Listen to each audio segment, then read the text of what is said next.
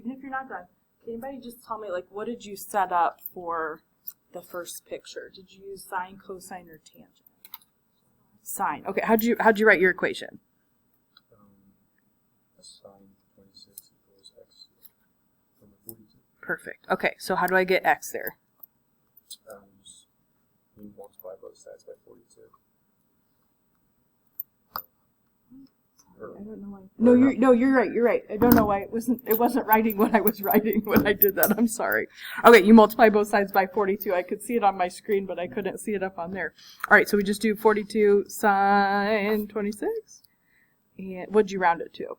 37.7. Oh, what did I do wrong? Did I do it wrong? Maybe I put that in wrong. Did you guys get 18.4? What did you guys get? Yeah, I got 18.4. I wonder if you maybe you did maybe you just did cosine or something. You're good. You told me everything perfect there. Should be 18.4. All right. What about second picture? Can you tell me what equations and what'd you set up? So I got cos 41 over 9 over x.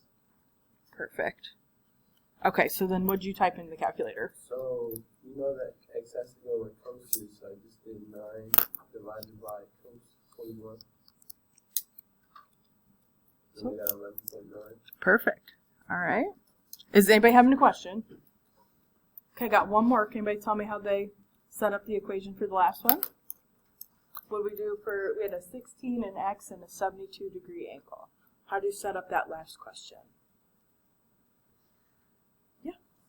Tangent 72 over 6 equals 16 over x.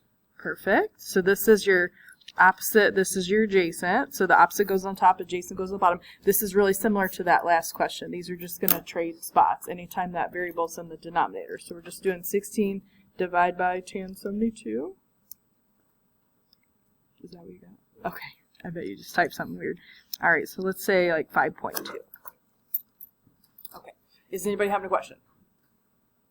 All right, now, what we're going to do today, very similar, but we're going to find an angle. And it's going to be the same type of sine, cosine, or tangent for basing your sides and your angles. The one, we're going to hit like one button differently on the calculator to do angles that we don't do for sides. So here, and sorry, this is really faded, but this says x degrees. So here's our variable here. All right, so I want to see how the two sides that I know are related to that angle. So would you tell me the 27 in that picture is opposite, adjacent, or hypotenuse? Opposite. Okay, what about the 32? That's tricky. So whenever you do the hypotenuse, it's always the longest side. It's across from the right angle because the hypotenuse and the adjacent will always make the angle. The adjacent here is that shorter side that doesn't have a label, but that's tricky. So if I had... Let me write this again. So you don't write it again. You guys can, just so you can see it on the screen. Okay, so if I have opposite hypotenuse, we're going to use sine, cosine, or tangent. Sine. Okay, now here's the difference. I don't know the angle measure, right? The setup for the equation is the same.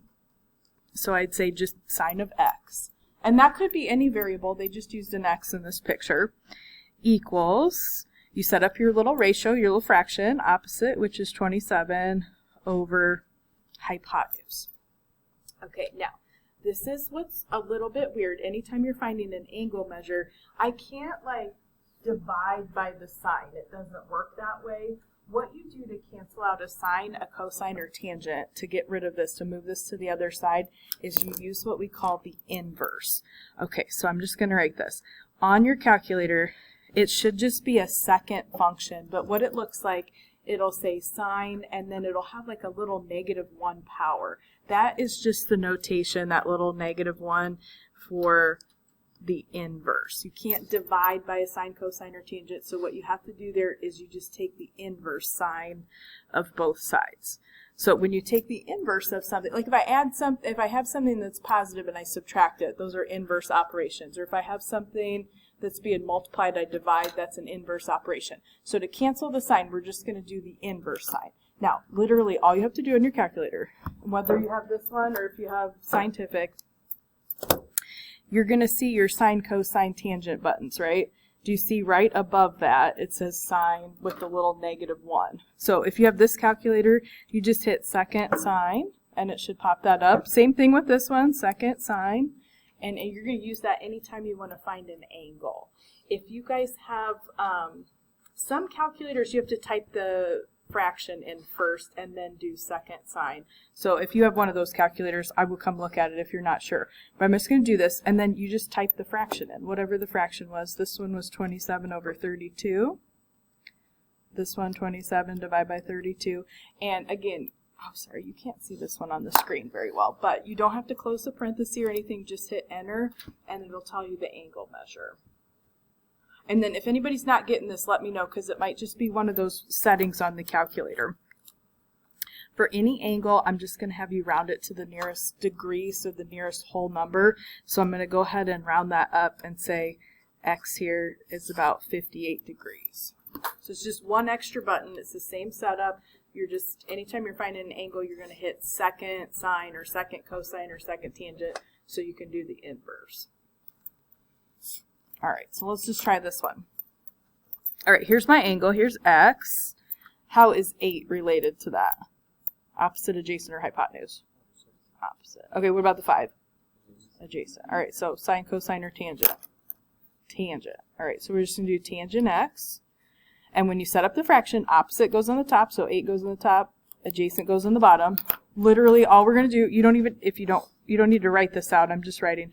I'm going to take the inverse tangent of both sides. It just means I'm going to hit second tangent, and then I'll put in, so what you'll type in is the 8/5 to get your answer. This tangent and the inverse cancel each other out, and they just leave you with the x.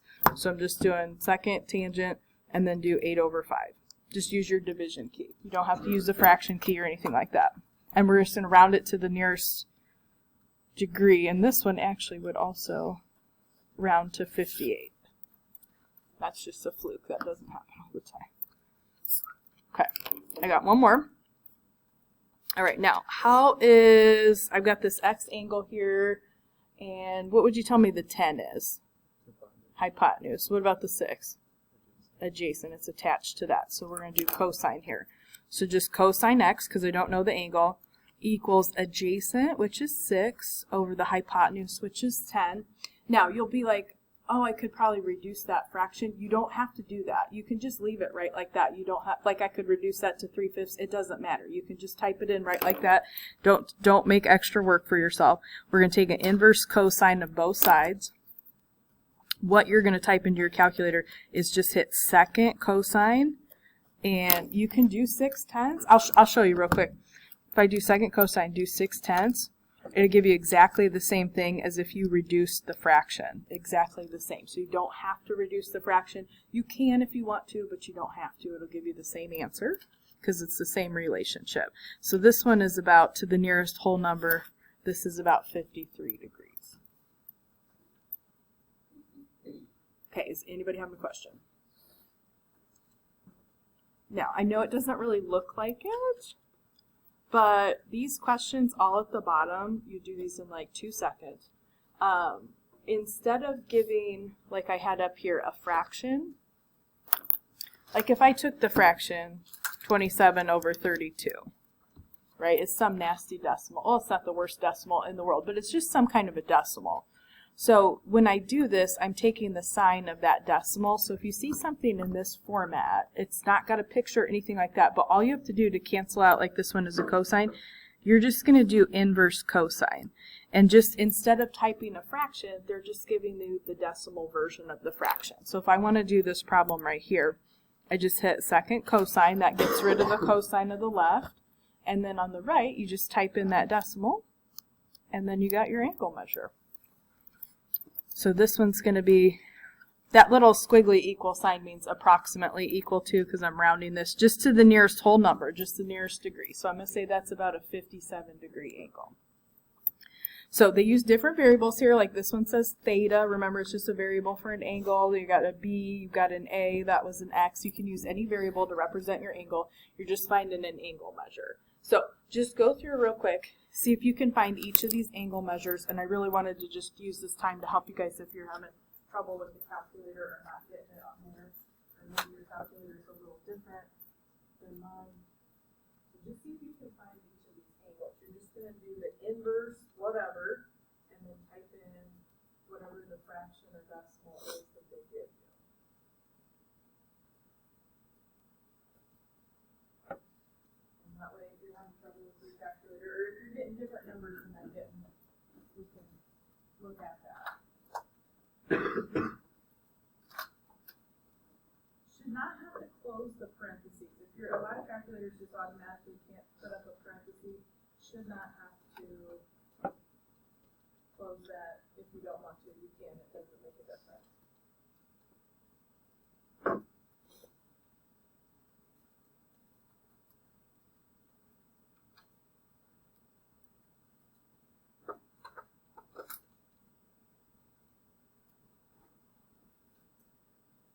Just round it to the nearest whole number, the nearest degree.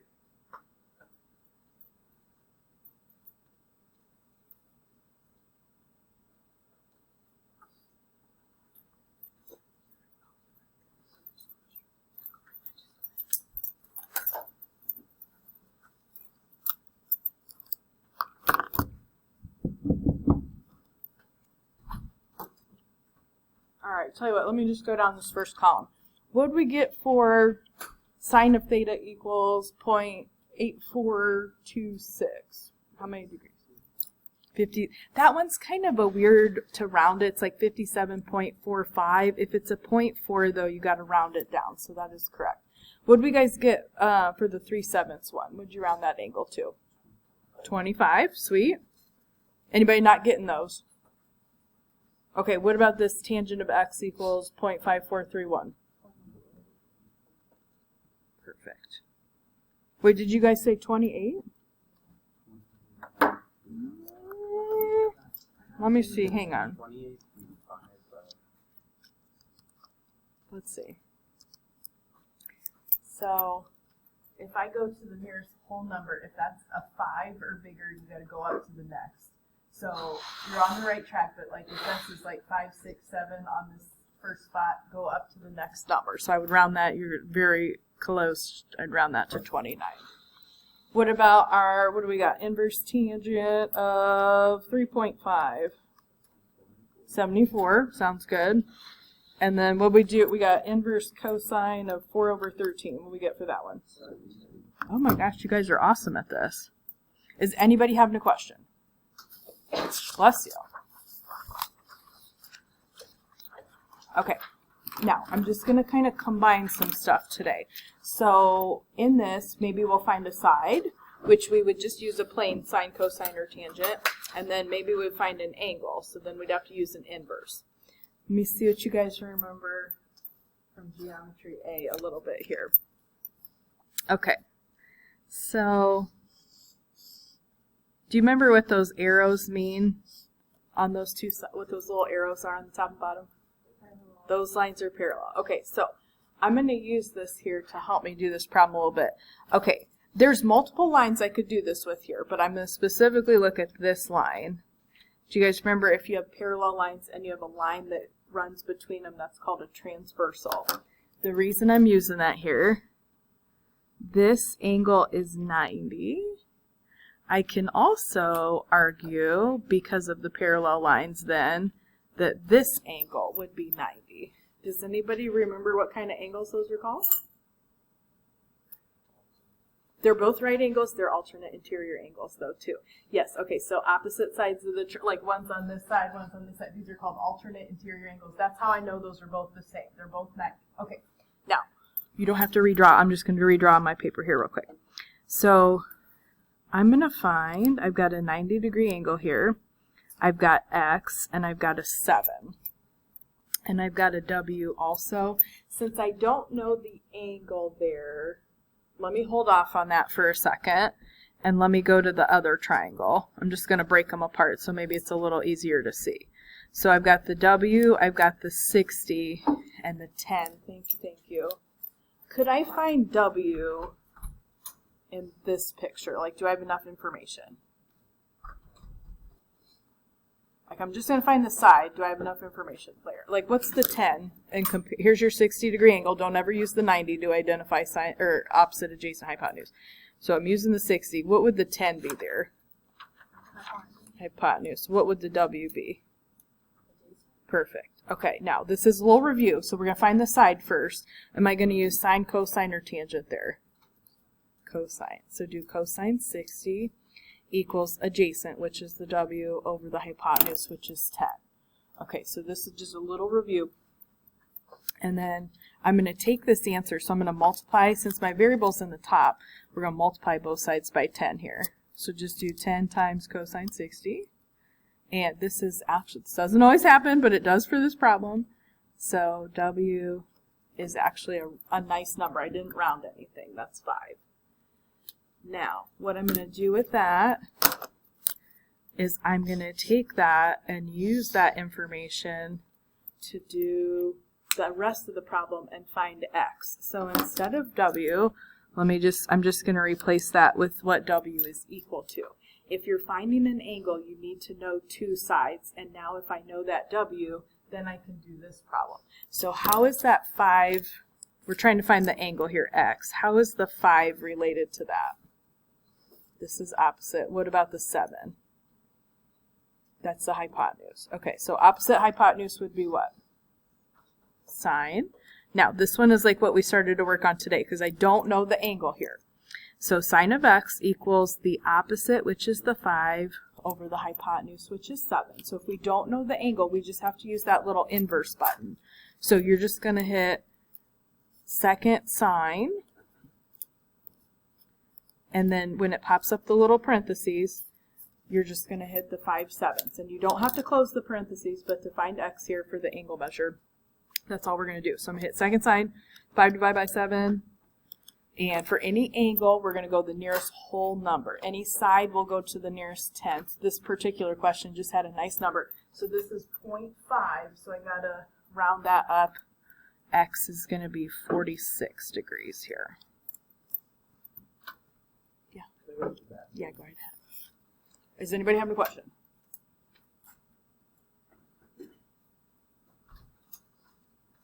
Okay. Now, I have 2 more triangles. We're just going to focus on this one here first. We're really going to find 2 angles here, and you have more information than you could need. So there's different ways you could do this problem. We get the same answer. So I know all 3 sides. And this is a right triangle. This is what they call a Pythagorean triple, where all the sides are nice numbers. 3 squared plus 4 squared is 5 squared. So those are all nice numbers. Nothing's rounded there. We're missing 2 angles. So let's just, it doesn't matter. Do you want to find X or Y first? X. Okay. Now, I have a ton of options here because I know all 3 sides. So if I'm looking at X, how's the 3 related to that? Opposite. How is the 5 related? This is the hypotenuse. It's always tricky. It's always across from a right angle. So the adjacent and the hypotenuse will always form the angle. Hypotenuse has got to be across from the right angle. That's how you can tell the difference. Now, I will show you this. So let's say I wanted to, I have all the sides, right? So if I wanted to do like sine of X, I could do opposite, which is 3 over hypotenuse. If I wanted to do cosine, I could also do that. That'd be adjacent over hypotenuse. And if I wanted to do tangent, I could do opposite over adjacent. You don't need to do all 3 of these. I'm just showing you, if you have that many options in this, if you have all the sides, you can actually pick whichever one you want to use. Now, for each one of these, I'm just going to show you this real quick on my calculator so you can see it. Each one of these will give me the same answer. So if I'd have to do an inverse because we're trying to find an angle. So if I do second sine, if I do the 3/5, gives me 37 degrees, right? If I would do cosine, inverse cosine 4/5, exact same number. Inverse tangent, 3/4, exact same number. So I just actually have a lot of options there. You just have to pick whichever one you like the best. It doesn't matter. Either way, that angle measure should be rounded to 37. Okay. Now, you could do that same process for Y, but you'd have to switch and identify the opposite and adjacent because that depends on which angle you're looking at. But I want to ask you another question. If I know 2 angles in a triangle, can I find the 3rd angle without doing any trig? Do you guys remember what the inside angles of a triangle add up to? Okay, so you can do trig to find this other angle, totally, if you want to. Or if I got one of them, I know the 90-degree angle from the beginning because I have a right triangle, and now I know that other one is 37. So if you don't want to use trig to find that third angle, you could just use what you guys remember about the inside angles of a triangle adding up to 180. So y has to be 53. You can, if you want to, you could use trig to find that too. We could do sine, cosine, or tangent, but I think that might save you just a little bit of time because it's a little bit less work to just subtract those two angles from 180. So then x there's 37, y is 53. Does anybody have a question? Okay. Now, this one is a little trickier. So I got to find an angle. And I got to find two sides. So I don't have as much information on this picture. Could you tell me the angle measure without really doing anything though? Where that theta is at? How could I figure out theta maybe without using sine, cosine, tangent? Exactly. You've got two angles in that triangle, right? You know the triangle has to add up to 180. You got this mark means that's 90. Minus 62. Just subtract those real quick. Then you don't have to worry about setting anything up. We're just going to do subtraction. So minus 90 minus 62. Okay, so without really doing anything, that is your theta, which is just your missing angle there. Or angle A, whatever you want to call it. So that's 28. Okay. Now, we're going to find two sides here. So we're not going to use any inverse, sine, cosine, or tangent because we're just going to find sides. So we don't need an inverse. Inverse is only needed for an angle. So it's totally up to you. You could use this angle or you could use this angle. It doesn't matter. I'm going to draw the picture to the side real quick here. Don't redraw it. I'm just being crazy. So that does not look like a right angle. Forgive. Okay, this is A, right? This was 62 degrees that was given to us in the problem, and we have this. We just need one of the sides and an angle to be able to use the trig here. Pretend that I drew that better than I did.